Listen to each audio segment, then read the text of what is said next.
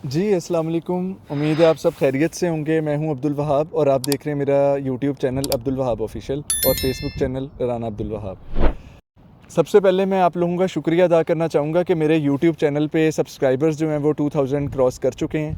तो आज की जो वीडियो है वो बहुत ज़्यादा स्पेशल होने वाली है क्योंकि आज के जो हमारे गेस्ट हैं वो मेरे साथ मोहम्मद अब्दुल्ला और वो हंगरी से आए हैं और आज की वीडियो जो है वो हंगरी के बारे में होने वाली है कि आप हंगरी में जाके मास्टर्स कैसे कर सकते हैं, सारा इसका प्रोसेस क्या है, कितना इसके ऊपर कॉस्ट आती है, सारा कुछ इस वीडियो में मैं इंशाल्लाह कवर करूँगा। और अब्दुल्ला को क्योंकि वो ख़ुद इस टाइम हंगरी में मास्टर्स कर रहे हैं तो पहले उसी से उसका इंट्रोडक्शन ले लेते हैं। जी अस्सलाम वालेकुम अब्दुल्ला। वालेकुम अस्सलाम। अपना थोड़ा सा इंट्रोडक्शन करवा दें आप। मैं जो हूँ इस टाइम हंगरी में हूँ और मैं मास्टर्स कर रहा हूँ। इससे पहले मैंने पाकिस्तान से अपना बैचलर्स किया था इन मैकेनिकल इंजीनियरिंग और उसके बाद मैंने जॉब की कुछ साल के लिए और उसके बाद फिर मैंने हंगरी के लिए अप्लाई किया और इस वक्त मैं मास्टर्स कर रहा हूँ एमएससी इन इंजीनियरिंग मैनेजमेंट। ठीक है, तो आप MSc in engineering management. Okay, तो सबसे पहले मेरे जो आपके स्टार्ट से सवाल आएंगे, ठीक है, जो सारे पूछते हैं कि आपने हंगरी चूज़ किया, ठीक है, अब आप मास्टर्स कर रहे हैं, बैचलर्स आपका पाकिस्तान से है, तो आपने हंगरी क्यों चूज़ किया? हम सबसे पहले इस सवाल से बढ़ते हैं। हंगरी मैंने इसलिए चूज़ किया क्योंकि जिस साल मैंने अप्लाई किया था उस साल बाकी यूरोपियन कंट्रीज़ के जो वीज़ाज़ थे वो एक तो श्योर थिंग नहीं थे और सेकेंडली उनका जो वेट टाइम था, स्पेशली इटली का मैं आपको बता सकता हूँ क्योंकि मैंने अप्लाई किया था इटली के लिए। तो इटली का जो वेट टाइम था वो वीज़ा का बहुत ज़्यादा था और इस तरह के भी केसेस थे कि कुछ बच्चों का एडमिशन हो गया था यूनिवर्सिटी में लेकिन उनको टाइम पे जो है उनको अपॉइंटमेंट नहीं मिली वीज़ा की और जिसकी वजह से उनको यूनिवर्सिटीज़ के एडमिशन कैंसिल करवाना पड़े। तो मैं जो हूँ ये काफ़ी बड़ा रिस्क था मेरे लिए पर्सनली, तो इसलिए फिर मैंने हंगरी को एज एन ऑप्शन रखा था और फिर that's what I went for. Okay, तो आप मुझे ये बताओ कि आपने मैकेनिकल इंजीनियरिंग में बैचलर्स किया, ठीक है, और आपने इंजीनियरिंग मैनेजमेंट चूज़ किया आपका हंगरी का वीज़ा की वजह से, जो भी आपने ऑप्शन वो वजूहत बताई, ठीक है। अब आप मुझे ये बताओ कि जीपीए मैटर करता है कि नहीं? आज मतलब ये वीडियो बेसिकली उनके लिए है जो अभी इंजीनियरिंग कर रहे हैं फाइनल सेमेस्टर में या फिर जो पास आउट हो चुके हैं, 1-2 साल का आपकी तरह एक्सपीरियंस है उनका, वो डिफरेंट जगह अप्लाई कर रहे हैं, उनके माइंड में दूसरी ऑप्शंस हैं। तो अगर वो हंगरी को ही ऑप्ट करना चाहें आपकी तरह, तो सबसे पहले स्टार्ट फ्रॉम के जीपीए मैटर करेगा? जीपीए जो है वो मैटर नहीं करता एज़ लॉन्ग एज़ बहुत ज़्यादा कम ना हो।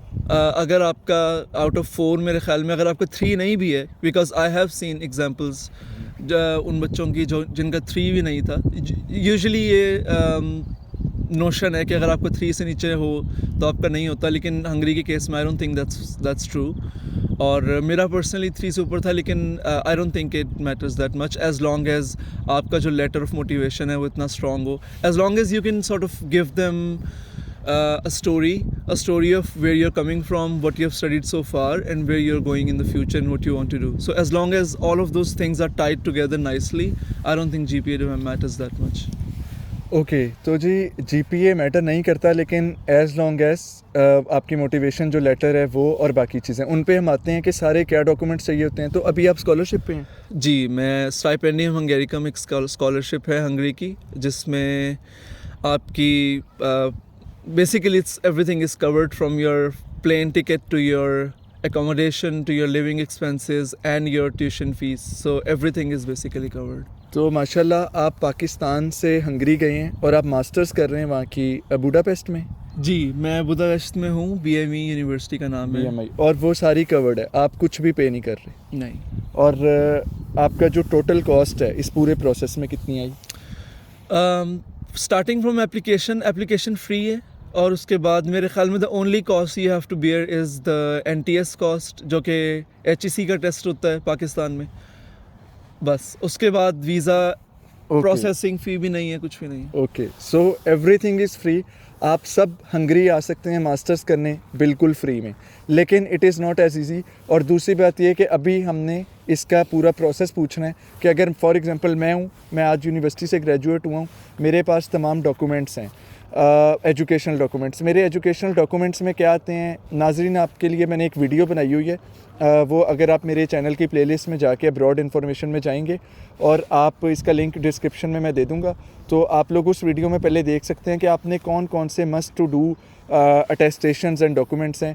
तो हम उसके बाद से स्टार्ट कर रहे हैं कि फॉर एग्जांपल मेरे डिग्रीज ट्रांसक्रिप्ट सब अटेस्टेड है। तो अब आते हैं, तो आप मुझे बताओ कि मैंने आना है हंगरी, मुझे स्टार्ट कहाँ से करना पड़ेगा? अटेस्टेशन के बारे में I would like to add something कि when you are applying attestation ज़रूरी नहीं है। उस वक्त अगर आपकी चीज़ें नई भी है टेस्ट, तो you don't have to necessarily wait for that. तो अगर आपके एप्लीकेशन का टाइम निकल रहा है तो you can apply without having your documents attested. और जब आपको वीज़ा का टाइम आएगा, जब आपको एम्बेसी जाना है, उस वक्त अटेस्टेशन होना ज़रूरी है। As far as the process is concern, it starts from November में एप्लीकेशंस शुरू होती हैं। stipendiumhungaricum.hu मैं लिंक डिस्क्रिप्शन में डलवा दूँगा। stipendiumhungaricum.hu वेबसाइट है, वहाँ पर आपने एप्लीकेशन डालनी है। और सेकेंडली आपने 2 जगह और अप्लाई करना है। एक आपने HEC की वेबसाइट पे scholarships.hec.gov.pk, एक आपने उस पर अप्लाई करना है। ये 2 जगह आपने अप्लाई करना है जहाँ यूनिवर्सिटीज़ में, फॉर एग्जांपल लेट्स से आपने बुदापेस्ट में अप्लाई करना है और डेब्रेसन में अप्लाई करना है। तो 2 यूनिवर्सिटीज़ के लिए आपने जिन भी प्रोग्राम्स में अप्लाई करना है वो आप अप्लाई करेंगे एक stipendiumhungaricum.hu पे। और ये सेकेंडली जो लिंक होगा इसका, ये अभी मैं स्क्रीन पे भी शो हो जाएगा आपको और मैं नीचे डिस्क्रिप्शन में भी दे दूँगा। और सेकेंडली scholarships.hec.gov.pk पे। इसके अलावा etc.hec.gov.pk पे आपने टेस्ट के लिए अप्लाई करना है। ये वो टेस्ट है जिसकी मार्क्स के बेसिस पे पाकिस्तान या हायर एजुकेशन कमीशन जो है वो आपका नॉमिनेट करके हंगरी की यूनिवर्सिटीज़ को भिजवाती है। तो ये 3 जगह आपने अप्लाई करना है। अप्लाई करने के लिए, अप्लाई करने का प्रोसेस कितना टाइम टेकिंग है और कौन कौन से, मतलब फॉर एग्जांपल कितना टाइम टेकिंग है, पहले तो ये बताएं। अप्लाई करने में I think it really depends कि आप कितना टाइम लेते हैं। लाइक योर ऑनलाइन है सब? Everything is online, yes everything is online. और उसके अलावा ये टाइम टेकिंग जो है वो मेरे ख्याल में आप 1 हफ्ते में भी कर सकते हैं। ठीक है, अगर डिपेंड करता है आपकी जो प्री रेक्विजिट्स हैं वो कंप्लीटेड हैं या नहीं। व्हेन आई से pre requisites I mean documents वगैरह। अगर आपके डॉक्यूमेंट्स, अगर आपका पासपोर्ट बना हुआ है, अगर आपके पास डिग्रीज़ हैं, सारा कुछ डॉक्यूमेंट्स हैं, तो you can start uploading right away. और ठीक है, और विद इन अ वीक मेरे ख्याल में अगर आपका लेटर ऑफ मोटिवेशन कंप्लीट हो जाता है तो वो भी अपलोड करके you can submit it right away. लेकिन वैसे टोटल मेरे ख्याल में 2 to 3 मंथ्स होते हैं। नवंबर में एप्लीकेशंस खुलती हैं और जनवरी के मिड में जो है वो ख़त्म होती हैं, एप्लीकेशंस क्लोज होती हैं। उसके बाद फरवरी के पहले हफ्ते में जो है आपका टेस्ट होता है HEC का।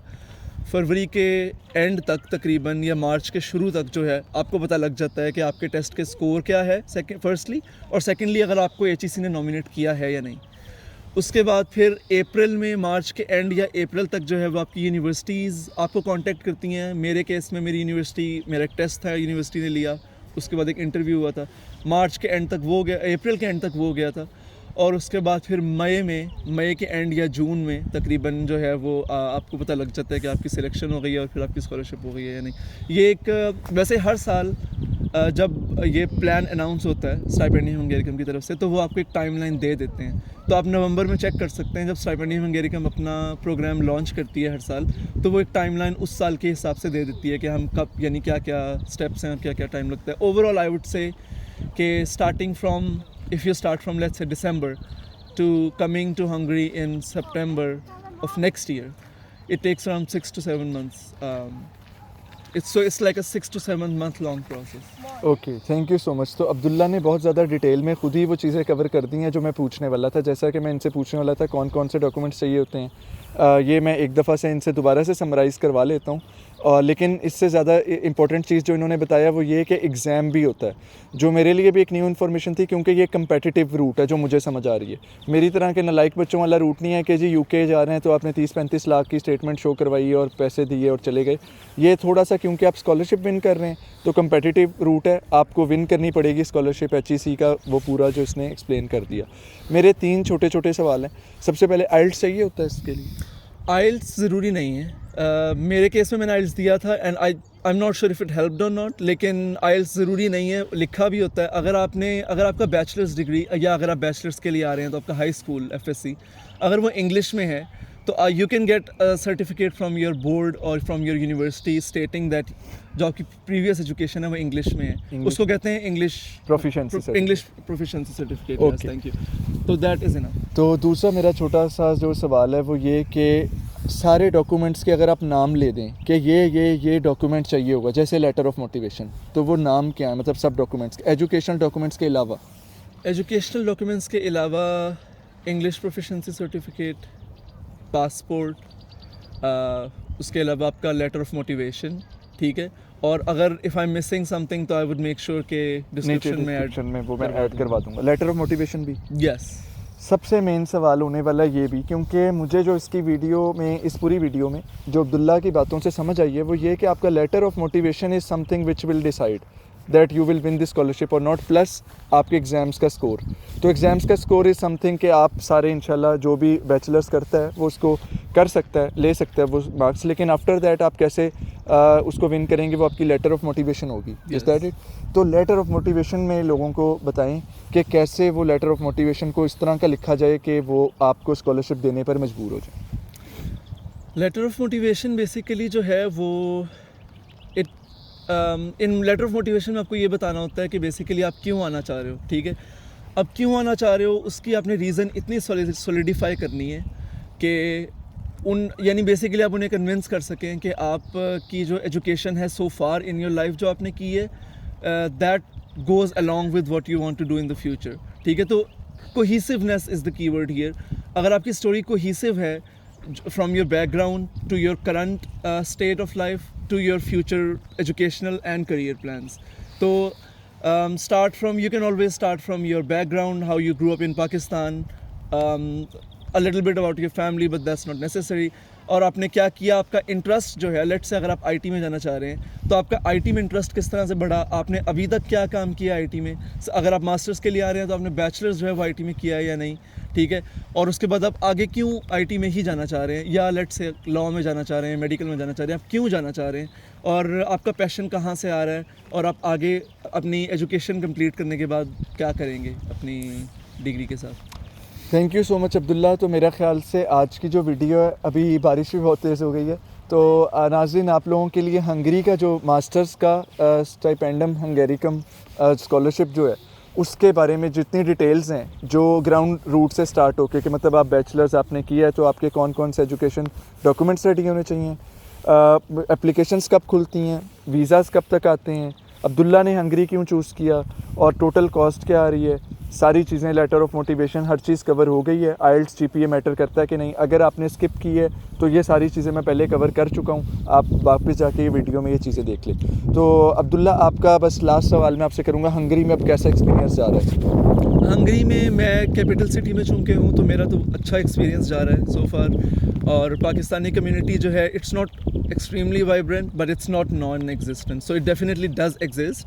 और बाकी I think if you are going to moving to Europe, I think the whole point is to be able to engage with the locals there.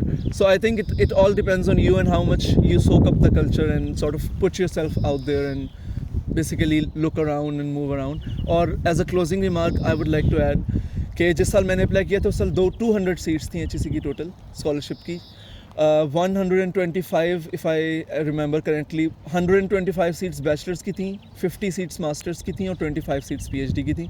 लेकिन since then the seats have been doubled because of Pakistan's flood situation a few years ago.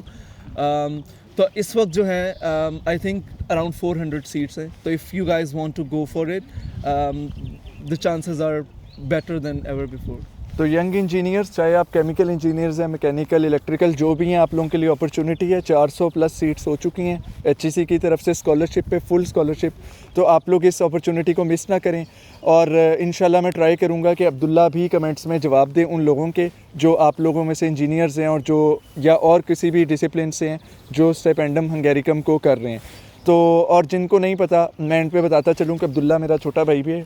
तो अब्दुल्ला अभी मेरे पास Norway आया है। ये अभी इंशाल्लाह मैं ट्राई करूँगा कि आप लोगों के जो कमेंट्स हैं उसके बाद जो इससे मैं पार्ट 2 भी इसका रिकॉर्ड करवाऊँ। मतलब बहुत सारी वीडियोस में ऐसे होता है कि मैं इनका इंटरव्यू रिकॉर्ड करवाता हूँ, जैसे एस्तोनिया वाली वीडियो है मेरी, US वाली है, उसके ऊपर बहुत सारे सवालात आ रहे हैं, तो उनके भी मैंने पार्ट 2 रिकॉर्ड करवाने हैं। और इसी तरह जो अब्दुल्ला से और क्वेश्चंस आएंगे तो हम इंशाल्लाह ट्राई करेंगे कि इसका पार्ट 2 भी बन जाए। तो मुझे इजाज़त दीजिए, अपना ख्याल रखिए, अल्लाह हाफ़िज़।